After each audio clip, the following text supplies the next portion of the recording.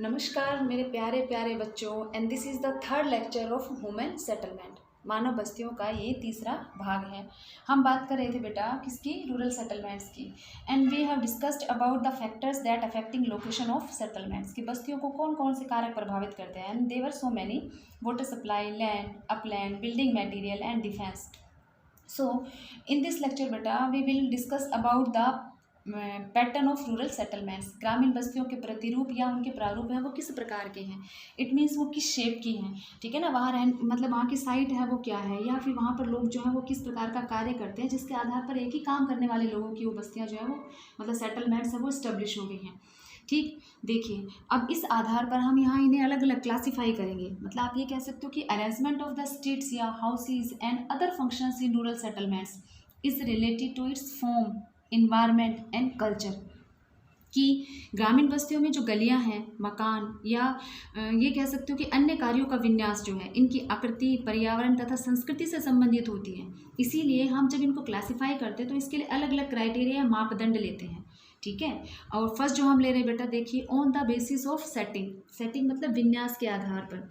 विन्यास या सेटिंग का मतलब साइट से लो आप कि वो स्थल किस प्रकार का है, ठीक है ना। वो तट के पास है, वो किसी प्लेटो या पठार पर है, या वो प्लेन एरिया के अंदर है, या वो किसी डेजर्ट के अंदर है, ठीक है। तो उसकी उस लोकेशन से देख रहे हैं हम जिसके ऊपर है। जो हमने फर्स्ट लेक्चर में किया था साइट सिचुएशन, तो जो साइट ली थी ये उससे है, ठीक है। साइट जो हमने लिया था बेटा वो किस चीज़ से रिलेटेड था कि किस स्थान पर वो लैंड एरिया जिसके ऊपर आपकी जो बस्ती है वो स्थित थी, ठीक है। क्या था वो, it refers to the actual place of ground on which the settlement is built. तो यहाँ पर वही है।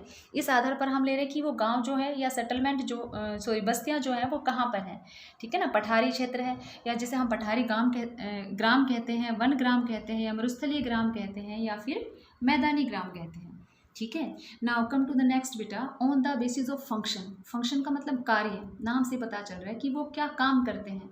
वहाँ पर रहने वाले जो विलेजर्स हैं या ग्रामीण वासी हैं उनका ऑक्यूपेशन मेन क्या है, ठीक है ना। उसी आधार पर उस गांव को जाना जाता है, उन बस्तियों को जाना जाता है। जैसे फार्मिंग विलेज, ठीक है, मतलब फार्मिंग का काम करते हैं, ठीक है ना। फिशरमैन्स है मतलब मछुआरे कम्युनिटी वहाँ पर है। लंबर जैक है मतलब लकड़ी से रिलेटेड वो है, लकड़हारों का ग्राम है, लकड़ी से संबंधित कार्य करते हैं, काटने का करते हैं, या पशुपालक ग्राम है। तो ये क्या, उनके काम के आधार पर ही वो बस्तियाँ बस्ती चली जाती हैं, मतलब उस एक वैसा ही काम करने वाले, ठीक है। जैसे हम सब्जी मंडी की बात करें तो सब्जी मंडी का मतलब जहाँ सब्जियाँ बिकती, बस्तियों की बात नहीं करें, मैं सिर्फ उदाहरण दे रही हूँ कि वहाँ सिर्फ आपको सब्जी या फल या सब्जी ही वेजिटेबल्स और फ्रूट्स जो है वही आपको अवेलेबल होंगे। तो यहाँ हम जो बात कर रहे हैं यहाँ पर क्या, उस बस्ती के अंदर उस एक काम को करने वाले लोग ही ज़्यादा रहते हैं। जैसे काठ मंडी हम बोल रहे हैं तो वहाँ काठ का सामान मिलता है, लोह मंडी तो लोहे का सामान। तो उस बस्तियों के अंदर एक काम करने वाले लोग रहते हैं। तो यह आपका क्या, बेसिस ऑफ फंक्शन हो गया, कार्य के आधार पर, ठीक है।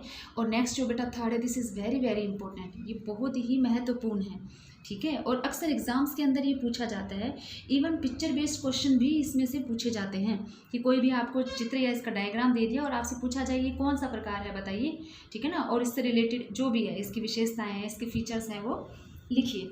तो ध्यान से सुनिएगा बेटा, ठीक है ना। आपने मतलब आपका जो ध्यान है वो यहाँ लगाइएगा, कंसंट्रेट करिएगा। देखिए इसके अंदर हम क्या ले रहे हैं, प्रतिरूप लेते हैं, सॉरी उसकी आकृति, शेप लेते हैं कि उसकी शेप है वो किस प्रकार की है।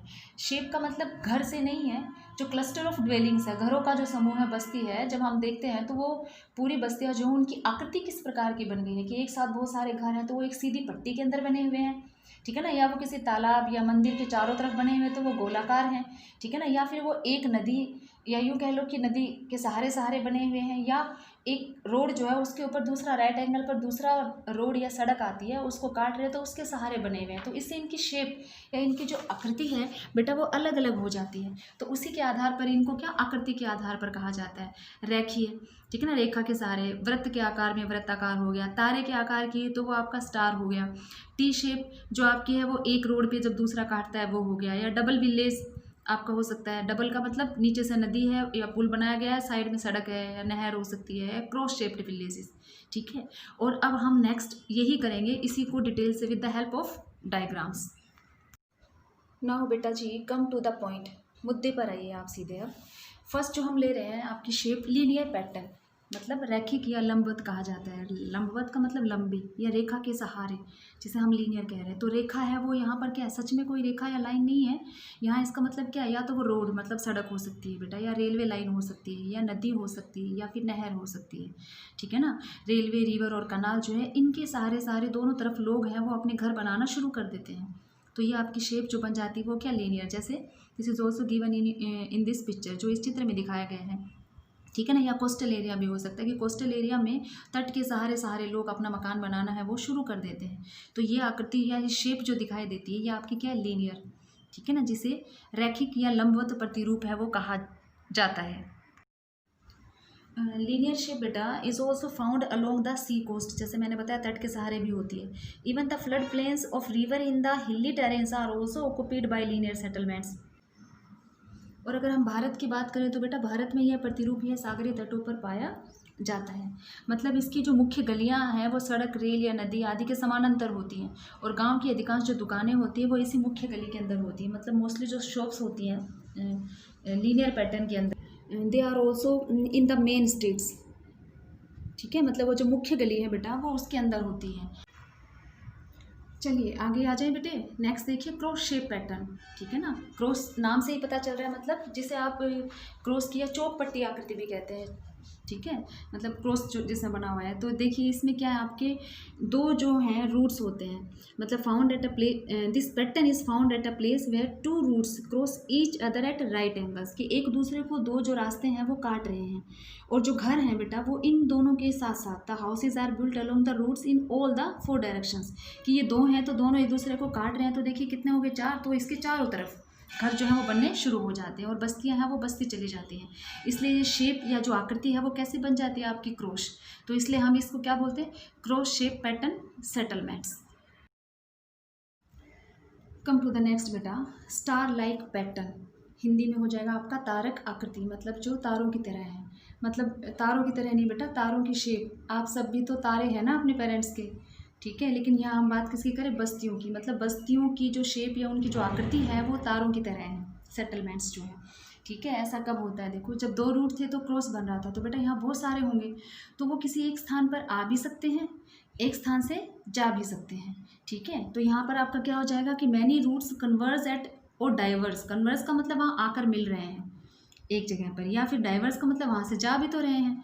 ठीक है ना, आप कहीं से चले हो, दोबारा जाना भी है, कहीं से तो चले हो ना, दोबारा लौटना भी है। तो रूट्स कन्वर्स एट और diverse from a particular point, इसलिए houses are built along all the routes and star like pattern emerges. ठीक है, कि इसमें क्या हो जाएगा, मध्य से जहाँ बहुत सारी सड़कें जा रही हैं या आ रही हैं, तो जितने भी अलग अलग बन गए, जैसे फर्स्ट में आपके 2 रूट्स थे तो 4 बने थे, अब यहाँ पर देर आर सो मैनी, तो इन सब के साथ साथ आपकी बस्तियाँ हैं वो बस्ती चली जाती हैं। ठीक, नेक्स्ट देखिए टी शेप पैटर्न। टी मतलब चाय वाला टी नहीं है, ठीक है ना, यहाँ टी मतलब आपका अंग्रेजी का अक्षर टी। ठीक है ना, इंग्लिश का जो आपका टी अल्फ़ाबेट है उसकी शेप में जो बनती है। तो इसमें ये भी हो सकता है कि एक मेन रोड जो है उस पर कोई दूसरा रोड राइट एंगल में आकर मिलता है, तो उसकी आकृति टी शेप बन जाती है। ठीक है, और इसीलिए उसके सहारे सहारे, ठीक है ना, जो पहला मेन रोड है उस पर जो दूसरा आ रहा है उसके भी सहारे, मतलब कि तीनों तरफ से आपके सेटलमेंट्स है वो बननी शुरू हो जाती है। तो वो देखने में कैसा नज़र आता है, आपके टी शेप, मतलब तिराहों पर बसते हैं और एक मार्ग दूसरे मार्ग से लगभग समकोण पर आकर मिलते हैं, तो टी जंक्शन की तरह दिखाई देता है। जैसे आप बोलते हो टी पॉइंट, ठीक, तो वो आपकी क्या हो गई, टी आकार की आकृति हो गई है। ठीक है ना, नेक्स्ट पर आ जाइए बेटा, सर्कुलर पैटर्न। सर्कुलर मतलब गोलाकार या वृत्ताकार भी कहते हैं। तो गोल कब बसेंगे आपके, कि उनके सेंटर में कोई एक ऐसी मतलब चीज़ है, ऐसा कोई फीचर है जिसके चारों तरफ वो बसते हैं। तो वो क्या हो सकती है, कोई तालाब हो सकता है, कुआं भी हो सकता है, कि पहले कुआं था तो कुएं के चारों तरफ लोगों ने घर बनाने शुरू किया और वो बढ़ता बढ़ता बढ़ते ही चले गए। ठीक है ना, सेटलमेंट की तरह बस्ती बन गई है वो पूरी। ठीक है ना, या फिर एक मंदिर हो सकता है नगर के मध्य में, सॉरी गांव के मध्य में, जिस मंदिर के चारों तरफ ही लोग जो है वो बसने शुरू हो गए, तो उससे उसकी जो आकृति है वो आपकी कैसी, गोल बन जाती है, इसीलिए उसको सर्कुलर पैटर्न कहा जाता है।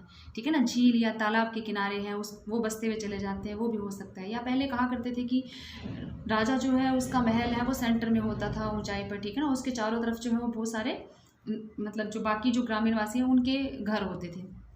तो यहाँ भी ऐसा ही है कि मेन सेंटर जो है वो आपका तालाब है, या आपकी जैसे इसमें झील बताया, या कुआं, या फिर मंदिर, कुछ भी हो सकता है, और उसके चारों तरफ बस्तियाँ हैं वो बस्ती चली जाती है। तो ये आपका हो गया सर्कुलर पैटर्न।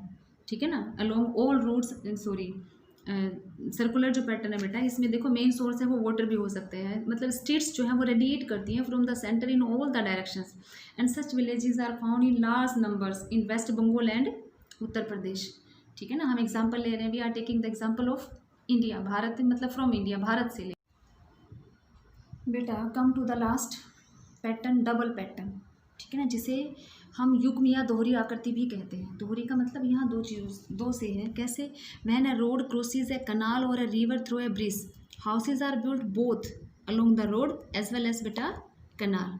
ठीक है ना, और river, this is known as double pattern. मतलब हम यहाँ बात कर रहे हैं किसकी, जब कभी मतलब दोहरी या युग्म जो ले रहे हैं वो कब, जब कोई भी सड़क नदी या नहर को पुल द्वारा पार करती है। सड़क नदी या नहर को पुल द्वारा पार कर रही है बेटा, तो सड़क तथा नदी दोनों के किनारों पर मकान बन जाते हैं।